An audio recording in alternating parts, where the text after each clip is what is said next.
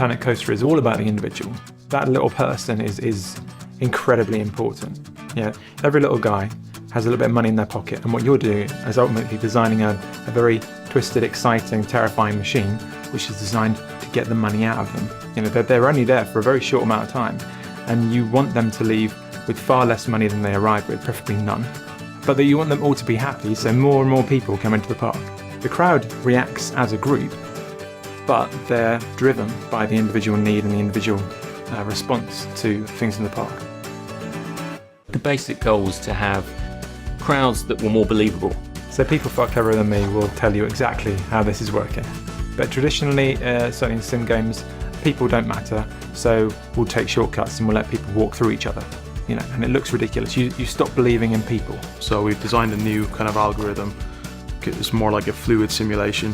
It's dynamic. So it's like, imagine two sets of particles trying to go in different directions. When they meet, they form into lanes, and then they move past each other and potentially form mini vortices. And that means that you're planning the route for everyone at the same time and not planning each person's route individually. But because we're tracking the individual and those little people matter, and we want a really detailed super simulation, they avoid each other, right? So not only do people want to take the shortest possible route through a park so they're not getting tired, right? It'll actually look like a real fluid system. To be honest, it started with quite a simple idea, but the more we thought about what that meant for the other areas of the simulation, the more kind of ideas came out of it, and the more sort of depth it seemed to add to the park management gameplay. Yeah, I think we're playing around with congestion animations right now, and that's looking quite promising. People bunch up, they can't get around each other, they look a bit frustrated, they're trying to sort of peek around people's heads, and then trying to look for other things at the same time, and it's that sort of layers of complexity that are making the park feel quite rich. The audio team have had a real challenge on their hands with the crowd system, because you can't hear thousands of guests at one time, and not in any kind of intelligible way, not in a way that you can make sense of. Normally we put a sound on every little thing in the world and it makes a sound and it works really well.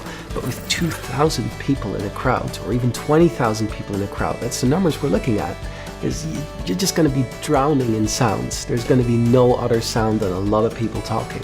So we're designing these systems that very intelligently look at this large amount of data and pick out exactly those things we want to hear. So with crowds, we're looking at informing that there's something that needs investigation, but not actually trying to get all the little details in there. Because if you know something's wrong, you're going to investigate, and that's part of the gameplay. So when you place a ride down, there'll be a wave of reaction spilling out amongst your crowd. And in this game, we want to render a larger crowd than we've ever rendered before. We're talking like thousands of people. So you'll see that ripple of reaction going through the crowd. So it can run in real time, and that's the hard part. And then also making it work with our path system, which was being designed as well in that pre-production phase. I'm a great people watcher. All our animators are like that. They observe themselves, they film themselves all the time doing stuff, and seeing that come through into the game, and seeing it being supported by an engine which is not going to cripple their animation when it gets half a mile away, with hundreds of people in camera shot at any one time when you're low, thousands when you're up high. That's extraordinary. So it's hard to pick one thing that excites you when you've got that. It will be the living UI, and that's never really been done before. We built beautiful rides, and you look at them in a viewer and it's just wonderful. The light playing over the surface. As soon as you put the crowd on any one of those seats, suddenly that ride has personality, because they either look terrified because it's a nightmare ride, it's a really intense ride, or they look pleased, and there's little kids being all happy. It's the crowd bring everything you have to life, because they're the reason why you build it in the first place.